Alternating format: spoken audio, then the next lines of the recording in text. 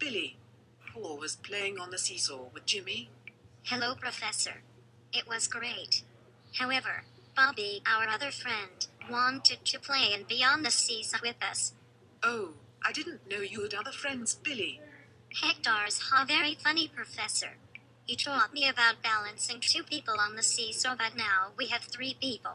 So that creates another problem. We didn't know how to achieve equilibrium because we had too much torque on one side of the seesaw. Is it possible to have both Bobby and I on one side of the seesaw and Jimmy on the other side and still be balanced? This is assuming that I still sit at 6 feet from the middle and Bobby weighing 80 pounds sits 4 feet from the middle. Okay, don't get your panties in a bunch, Billy. We can solve your problem. We can continue to use our same concept of torque and proportions, but now we can use our generic equation to model this more complex problem. Do you remember our equation?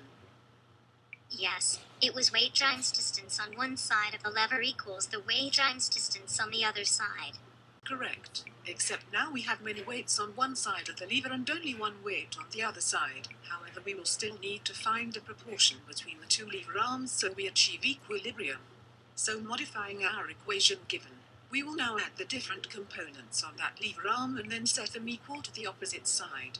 So our new equation is W1D1 plus W2D2 plus W3D3 plus WNDN equals WD, with N being the amount of weights on a lever that has multiple weights on it. Well, looks complicated.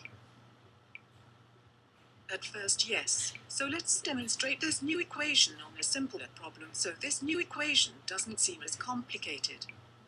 And let's draw a picture to map out our balance. Pictures help. Okay. So we have three weights on one lever arm at 1, 2, and 3 feet away from the middle, all equaling 1 pound.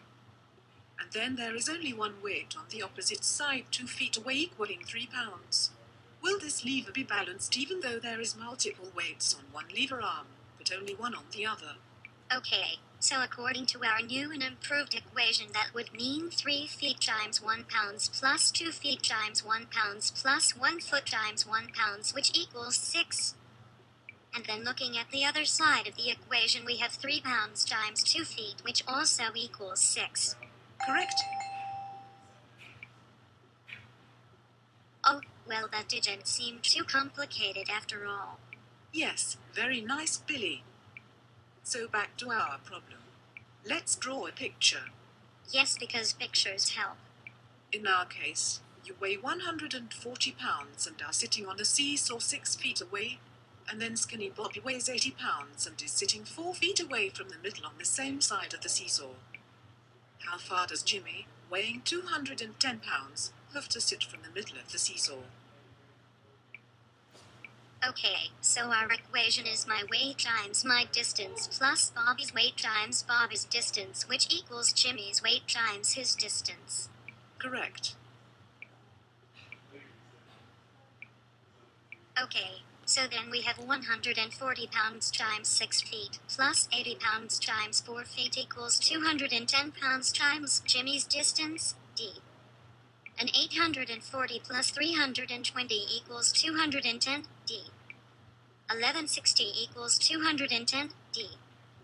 So Jimmy's distance would be approximately 5.5 feet away from the middle of the seesaw for it should be balanced. Correct. Yay. I get it. So this would all mean that if I just so happen to gain some pounds, or if instead of Bobby sitting at 4 feet on the seesaw he would sit on my shoulders, then Jimmy would have to adjust his position on the seesaw outward to make his distance greater, assuming he would still be weighing 210 pounds, for all three of us to remain balanced. Exactly. Awesome, Billy. I think you've got the concept of proportional reasoning. Yes. Thanks, Professor.